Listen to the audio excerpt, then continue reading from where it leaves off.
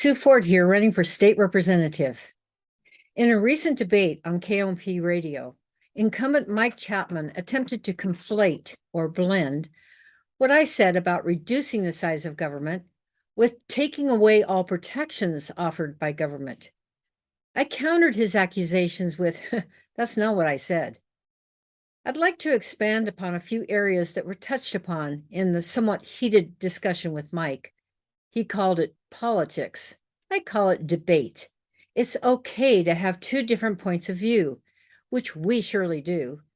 And then the citizens can decide which one they prefer in their elected representative. I believe in core government, which means that what individuals can't do for themselves, government can and should. This would include public roads and setting enough money aside for handling possible emergencies like forest fires and the like. As an aside, in an earlier conversation, Mike and I both agreed that forests should be thinned to prevent forest fires from taking place.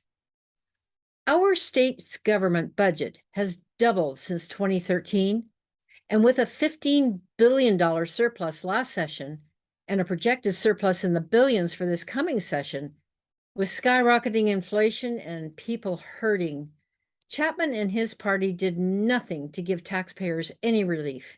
In fact, they spent the entire surplus and added more taxes and fees on the backs of the taxpayers. Mike stated in the forum that, quote, he will not reduce the budget, and if people don't like that, don't vote for him. When asked about the rainy day fund, I responded that most of it had been moved to a shadow fund, which is too easily accessible for spending. The rainy day fund, also known as the voter-approved, constitutionally restricted budget stabilization account, or BSA, required a 3/5 vote of the legislature to spend, with only two exceptions. By the way, that amendment by the people was passed by 68% of Washington voters in 2007.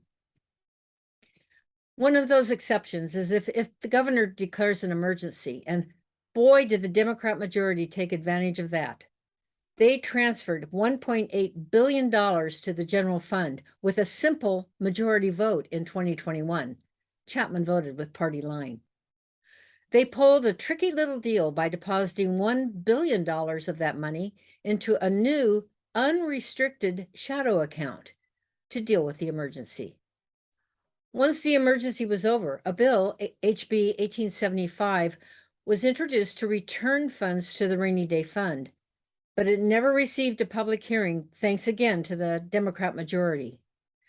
Raiding the voter-approved, constitutionally protected rainy day fund and continuing to keep the money in an unrestricted shadow account serves no purpose other than to make the money easier to spend. If lawmakers want a strong rainy day fund, they should get rid of the unrestricted shadow account and put the money back into the constitutionally protected rainy day fund as voters intended. Like the override on the voter-approved $30 car tabs, the majority in the legislature doesn't seem to pay much attention to what the people want. Unlike the current representatives from our district, my strong desire is to serve the needs of the people of our district with transparency. Voting for an unrestricted shadow account is not transparent. Neither are ghost bills, those with titles only, with the actual bill written at the session time without public view or input. Neither are negotiations behind closed doors by the governor with unions for upcoming contracts.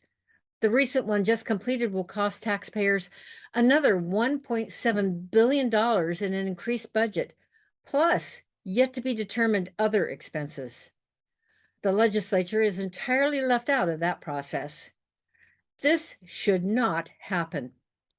With any public actions where we, the taxpayers, are footing the bill, there should be transparency, so at least our elected representatives can weigh in. These aspects of hidden from public view and input in our government must change. You deserve better. We are a government of, by, and for the people. This election, we can change the direction toward more open and transparent government with our vote. Your vote is your voice. Be sure to vote by November 8th. On that note, I ask for your vote and your support as the grassroots candidate in this legislative race.